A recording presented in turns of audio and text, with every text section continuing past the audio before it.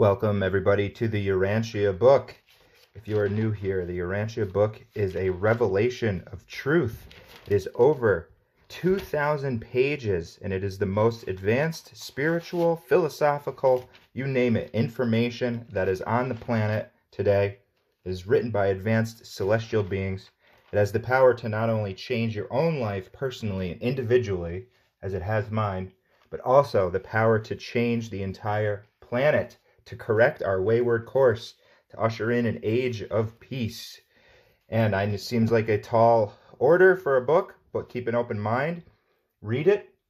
If this somehow expands your consciousness, your God consciousness, your ideals, because remember, it is the ideals about God, which is deity and divinity, that are important, not the ideas. You're free to have your own ideas, whether you want it to be a woman, a man, Vishnu, whatever, that's up to you. It's the ideals. Is that a loving creator? Is that a creator that we can access through prayer and faith and that sort of thing? Justice, mercy. So we were looking at the foreword. Remember, this book has the power to change the entire planet. This information here is what will be the thing that changes the planet. Whether or not man gets to it quickly through this revelation, which is unearned knowledge, or it takes many years of trial and error, hitting your head against the wall collectively until we say, ow, that's smart, let's go another way. Things like climate change, as we say, climate will do for the world what no other spiritual teacher has been able to do for the world, and that is to get mankind to change, to think of his brothers and sisters on this planet and not just his self and his pocketbook. Or will we go the quicker route and embrace this? You are fortunate. You are one of the early pioneers. If you are on this channel right now, this is not mainstream, this information, but it can be, and we will either take this information, like I said, quickly, through revelation, unearned knowledge, okay? Or we will go plan B, trial and tribulation. This is gentle love and guidance. This is plan A. So, there's so much in this book to talk about and discuss. We're doing a read-through of this book, and we left off right here. The universal absolute. Now remember, this book covers things that are on a very deep level, and it also covers things that are much easier to understand. You know, things like, what can our society do today in order to change? All right, that's covered in the book.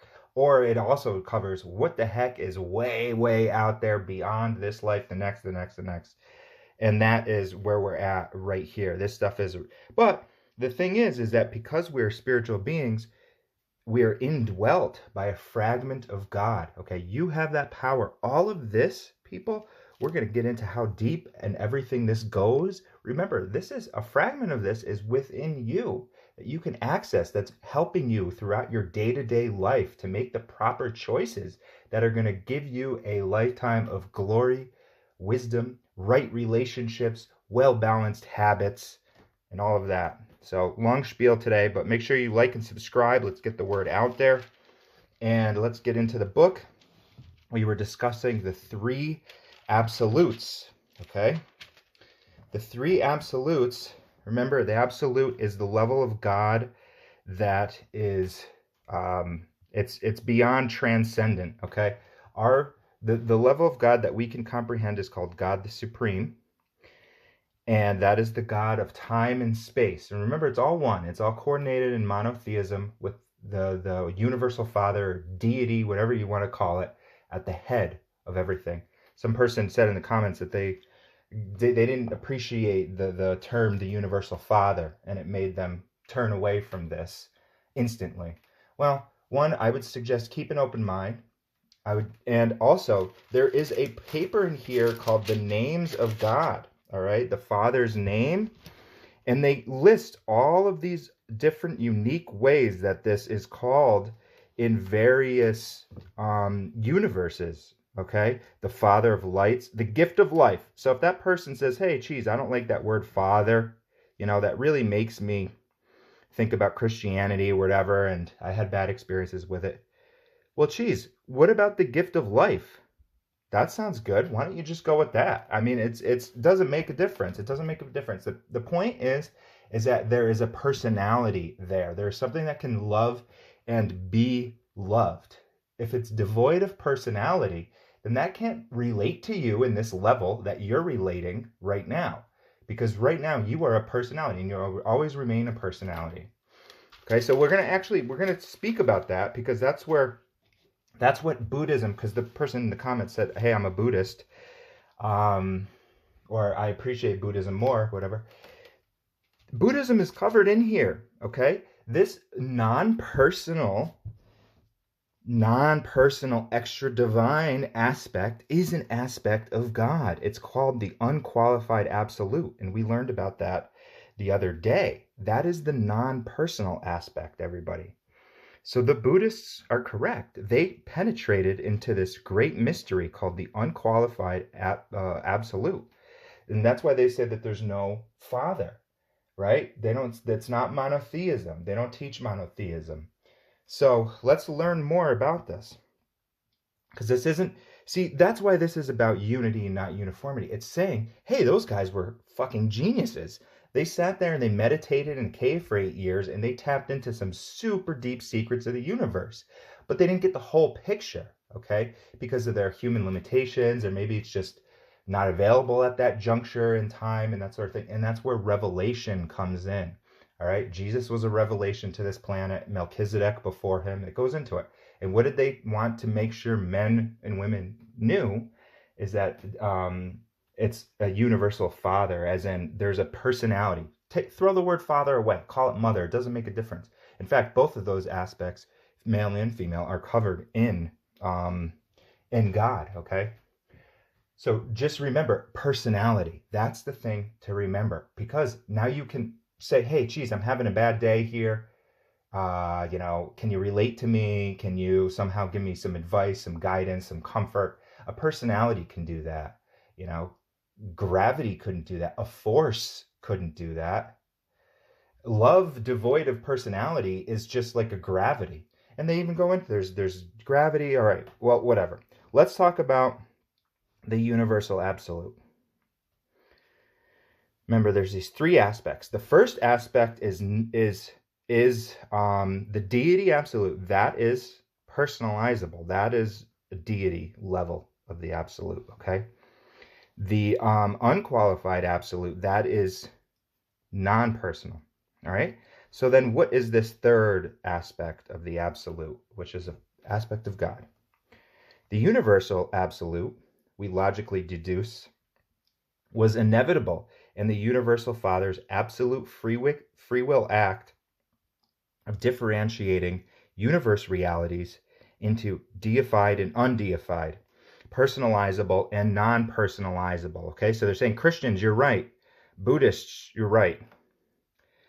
The universal absolute is the deity phenomenon indicative of the resolution of the tension created by the free will act of thus differentiating universe reality, and functions as the associate coordinator of these sum totals of existential potentials.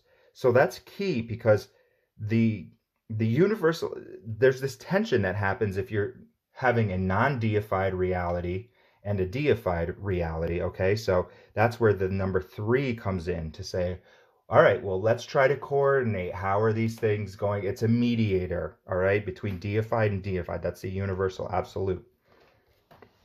I'm telling you, this is the deep stuff, but it helps. It helps. Even if you're not fully aware of how it's helping you now, you will see, you will find out. The tension presence of the universal absolute signifies the adjustment of differential between deity reality and undeified reality, inherent in the separation of the dynamics of free will divinity from the statics of unqualified infinity. Okay, so that's with that Atma type thing that the that the Buddhists and Hindus are observing, right? But they say it's not really, in the last, they said it's not really quite like Atma because it's conditioned by personality. God, the Father, the Trinity conditions this Atma, whereas the Atma is the top dog in Hinduism, Buddhism. That's why they're saying pantheism or, non-monotheism. But this is saying since it's conditioned by the top dog, the Trinity, then it's not a system of pantheism, okay? Always remember, potential infinity is absolute and inseparable from eternity. Actual infinity in time can never be anything but partial and must therefore be non-absolute. Neither can infinity of actual personality be absolute except an unqualified deity. And it is the differential of infinity potential in the unqualified absolute and the deity absolute that eternalizes the universal absolute. Okay, that's the third. Thereby making it cosmically possible to have material universes in space and spiritually possible to have finite personalities in time. Okay, so it's saying we're having this experience of time, even though that there is this infinity, eternity, right? So how can both be existent at the same time, right? How can we have something called space and still have the level of paradise space be non-absolute, Well, that's because there's this resolution in the universal absolute. I have no idea how it functions but this is just, I don't know. I mean, it's a lot of it's beyond me. Okay. So, and I've read this many times, which is fine. So let's move on. The finite can coexist in the cosmos along with the infinite only because the associative presence of the universal absolute so perfectly equalizes the tensions between time and eternity, finity and infinity, reality potential and reality actuality, paradise and space, man and God, very divergent things. Associatively, the universal absolute constitutes the identification of the zone of progressing evolution, reality, existent in the time-space and in the transcendent time-space, universes of sub-infinite deity manifestation. The universal absolute is the potential of the static dynamic deity functionality realizable on time-eternity levels as finite absolute values and as possible of experiential existential approach. See, approach, okay, so that's something that we can then, there's an approach to this. It's not just aloof or off there. This incomprehensible aspect of deity, so they're saying incomprehensible may be static, potential, and associative, but is not experientially creative or evolutional as concerns the intelligent personalities now functioning in the master universe. So they're basically saying some of it doesn't even really concern us as personalities, as creatures in this cosmos. There's aspects of it that are just there because it's what needs to be there in order for everything to exist. Okay, we're talking about perfection here. If it wasn't like this, then we couldn't even have like a flower sitting here in time and space that we could look at it. The universal absolute is the potential of the static dynamic deity functionally realizable on time-eternity levels as finite absolute values and as possible as experiential existential approach. Did we just read that? Okay.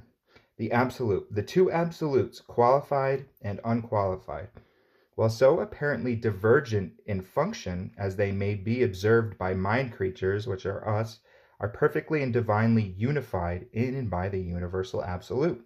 In the last analysis and the final comprehension, all three are one absolute.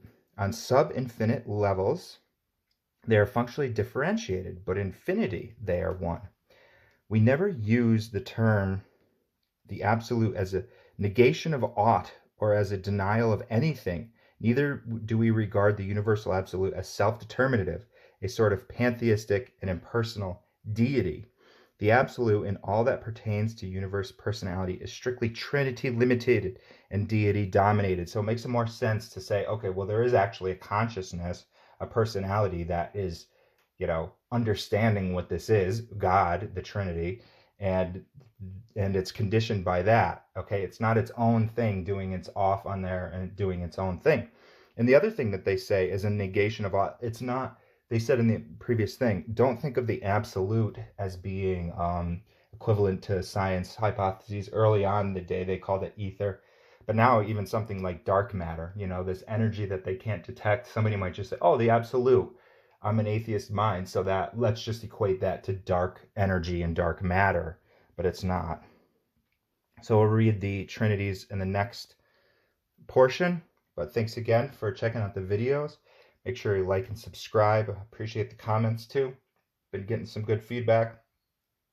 So remember, all of this, there's an aspect of within you, so you can navigate this, understand it on a spiritual level, even if you can't consciously say, all right, well, yeah, it says it's incomprehensible. Okay, so let's just leave it at that and appreciate that. Okay, folks, take care.